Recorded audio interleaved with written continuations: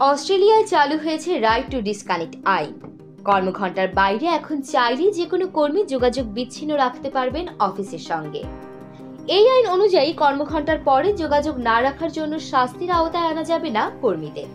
নতুন এই আইনে খুশি দেশটির কর্মজীবী সাধারণ মানুষ।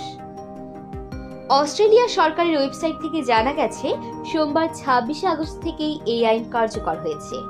ব্রিটিশ এক গণমাধ্যমের প্রতিবেদনে বলা হয়েছে, কর্মঘণ্টার বাইরেও অফিসের সঙ্গে নানা প্রয়োজনে যোগাযোগ রাখার বিষয়টি অনেক ক্ষেত্রে বাধ্যবাধকতার পর্যায়ে চলে যায়। ফোন কিংবা কম্পিউটারের মাধ্যমে সেবা প্রদান করে যেতে হয় অফিসের নির্ধারিত সময়ের পরেও সাড়া দিতে হয় ইমেইল ও ফোন কলের।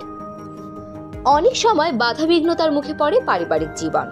এতে ব্যক্তি জীবনে স্বস্তি মেলে না অনেকেরই।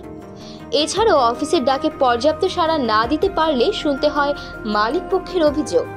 গণমাধ্যমটি বলছে, কর্মীদের এসব সমস্যা নিরসনে অস্ট্রেলিয়া এবার নতুন এক আইন প্রণয়ন করেছে, যে আইনে কর্মীদের থাকবে কর্মঘণ্টার বাইরে অফিসের কাজে সাড়া না দেওয়ার অধিকার। রাইট টু ডিসকানেক্ট নামের এই আইনটি এ সকল সুবিধা প্রদান করবে দেশটির কর্মীদের। নতুন আইন অনুসারে যেসব প্রতিষ্ঠানের কর্মী 15 জনের বেশি, সেখানকার কর্মীরা কর্মঘণ্টার বাইরে চাইলে তাদের বস বা সহকর্মীর ফোন কল, ইমেইল ও বার্তার জবাব না দিলেও পারবেন। এছাড়া কোনো সেবাগ্রহীতাও কোনো কর্মীর সঙ্গে কর্মঘণ্টার বাইরে যোগাযোগ করার চেষ্টা করলে তিনি উপেক্ষা করতে পারবেন।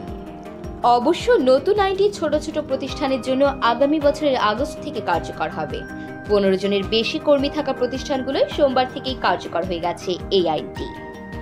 অস্ট্রেলিয়া ইনস্টিটিউটের করা সার্ভে অনুযায়ী 2023 সালে গড়ে 281 ঘন্টা বিনা বেতনে কাজ করেছেন অস্ট্রেলিয়ার কর্মীরা, যা অর্থের হিসেবে 83 বিলিয়ন মার্কিন ডলারেরও বেশি।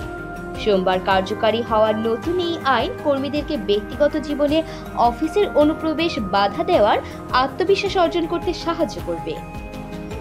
তবে বেশ কিছু বেসরকারি প্রতিষ্ঠানের মালিক পক্ষ আইনটির সমালোচনা করে বলেছেন, আইনটি প্রয়োগে অস্পষ্টতা কর্মী এবং কর্মকর্তাদের মধ্যে যোগাযোগ সমস্যা তৈরি করবে। কাজ হয়ে পড়বে আরও বেশি কঠিন, যার প্রভাব পড়বে অর্থনীতির উপরও। এমন তথ্যবহুল সংবাদ পেতে চ্যানেলটি সাবস্ক্রাইব করে পাশেই থাকুন। আর ভিডিওটি কেমন লেগেছে মন্তব্য করতে ভুলবেন না।